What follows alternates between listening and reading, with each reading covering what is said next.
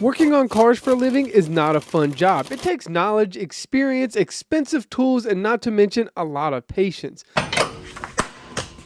There's a reason why no one wants to do the necessary repairs to keep your car alive, and that's because they suck to do. And the car manufacturers know this. In fact, they're making the cars like this on purpose because they don't want you working on your own car. In fact, they don't want anybody working on their cars. If the manufacturers had it their way, they would just make brand new cars every year, and every time yours broke, you would just go scrap it out and buy a new one straight from them. But the physical challenges of trying to fix a car are only one of many reasons of why people aren't lining up to repair vehicles for a living. So in today's video, we're going to talk about all the reasons why there's nobody wanting to fix these cars and how this problem is only going to get worse. Back in the 60s, 70s, and 80s, being a mechanic was not going to set you up for an early retirement, but at the same time, it was not all that bad of a job to do day in and day out. That's because cars back in the 60s, 70s, and 80s were very simple to work on and very easy to repair. The engine bays were wide open, all the nuts and bolts were pretty much the same sizes, all standard, and a lot of the parts could be interchanged between other cars. Fast forward to 2025, and the compensation for being a mechanic still won't set you up for an early retirement, but the skill level needed to perform the job has become way more advanced. Not to mention it takes a whole lot more tools, and those tools are a whole lot more expensive than they used to be. Now, this is because the cars have become far more advanced than they used to be. Back in the day, if you bought a car, everything in that car was made by one specific manufacturer. Nowadays, the transmission's made by one company, the engine's made by another company, the computers and the sensors are made by a different company, and they all stick it together in random factories. Don't believe me? Open the hood on any Land Rover nowadays and I guarantee you'll find a Ford Motor Company logo somewhere. Same goes with the Jeep. If you open the hood on that, you may find a Mercedes-Benz transmission underneath there. Or my favorite, if you buy a Chevy Spark, you may open the hood and find a Nissan CVT transmission in it, which is totally garbage. Now, car companies are doing this to save a quick buck and to make cars a little quicker. But in the long run, this hurts the consumer because the cars don't last as long and they become way more expensive to fix by doing this. Now, just like most people, mechanics do their job to make money, but not only that, they feel rewarded when they're able to complete a job and actually fix something. But in the auto repair industry in 2025, fixing things is a rare occurrence. Most mechanics nowadays are just simply parts changers. They diagnose a problem, they tell the service writer finds a replacement part, the mechanic puts the replacement part on, and then the car leaves. Rarely will you see a mechanic take something off of a car, fix it on the bench, put it back on the car, and then the car leaves and goes down the road. Now, this isn't because the mechanic doesn't have the skills to do so, it's because the industry has set it up for this way.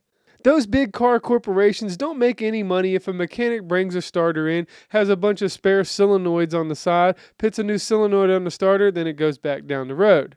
Those big corporations only make more money when you buy a new starter, or if your car doesn't start, you just go buy another car. So instead of making cars that are easily repairable, they just make cars that break and sell a whole lot of parts in the building beside them.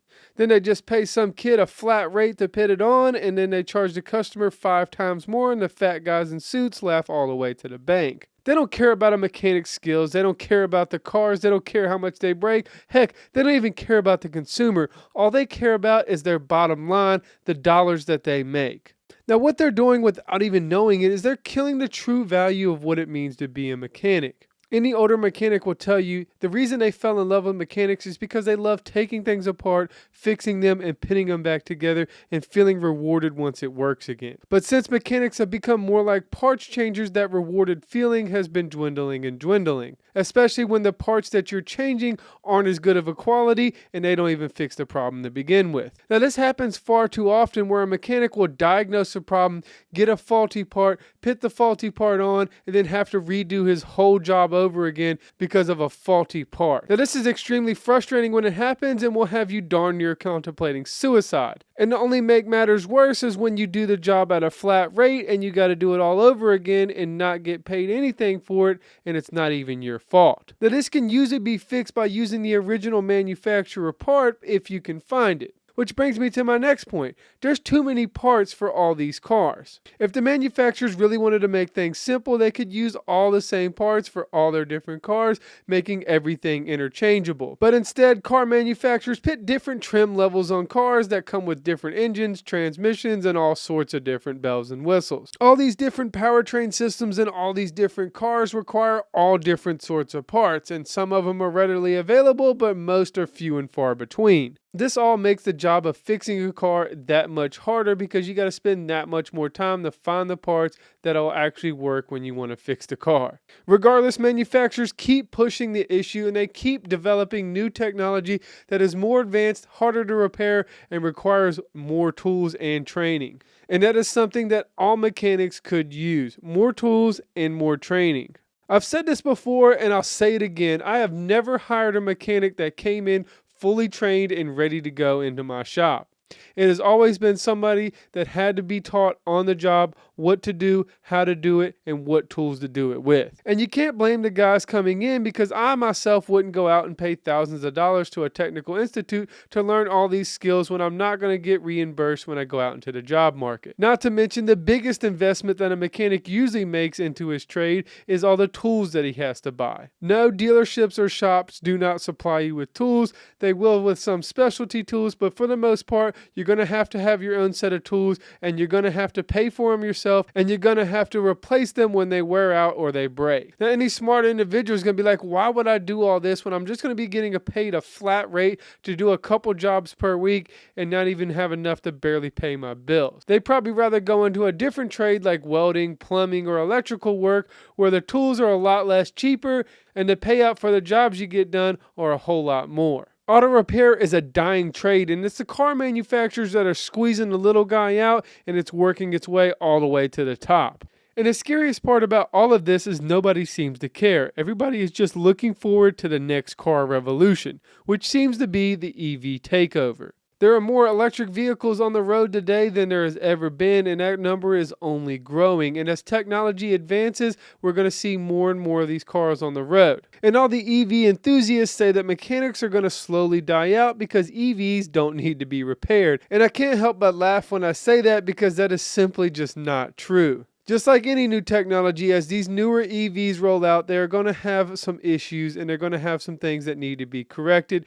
And the only people that are going to be able to fix them are either going to be one, the manufacturer, or two, the mechanics in the dealerships or the shops that are working on EVs. I do not think mechanics are going to die out during the EV revolution. I think that their jobs will change just a little bit. While EVs don't require as much maintenance as an internal combustion engine vehicle, they still have lubricants and coolant systems that need to be changed, and their tires will wear out a little more quickly because of the weight increase. And I'm sure when GM or Ford or Dodge gets a hold of an electric vehicle and starts mass producing them, they're going to screw something up on them, and there's going to be some mass repair that has to be fixed on all of them, and you're going to have some special mechanic that's only able to do it. My point is there will always be a need for a mechanic, whether you want to pay him what he's worth or not. And the value of a mechanic is only going to go up as there's less and less mechanics around. Every year, more and more older mechanics are retiring, and there's not enough young mechanics to replace all the job openings. You can already see the effects of this as the cost of car repair has skyrocketed in the past couple of years. And what happens to jobs that nobody wants to do? Well, they become very valuable,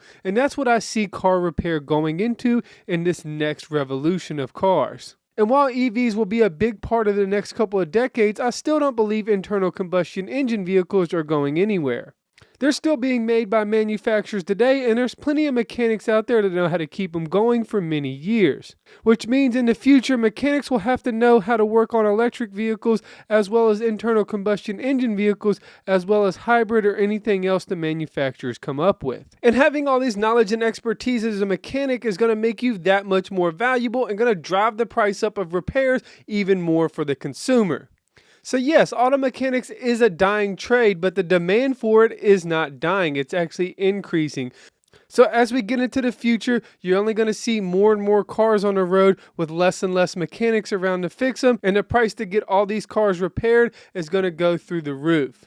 And while most mechanics are just parts changers nowadays and are not actually fixing anything, there still are people around that are actual mechanics and know how to fix things on the bench individually and put them back in the car. And those are the people that I'm talking about that are going to skyrocket in value. These are the people that are going to be the wizards of the mechanics of the future. They're going to be the magicians. They're going to be the guys that everybody goes to figure out how to get it done. And you yourself, you want to be one of those guys. And the only way to become one of those guys is to gain expertise through trial and error and years of experience. So get to work. And if you have any trouble with what you're working on, feel free to email me at justcallmeeddie1@gmail.com and I'll help you out as best as I can. You can also follow me on Instagram and Facebook, where I post weekly content about the day-to-day things that I do. Thanks for watching, and whatever you do, however you do it, make sure you work hard, make sure you play hard, and most importantly, make sure you stay dirty. You can just call me Eddie.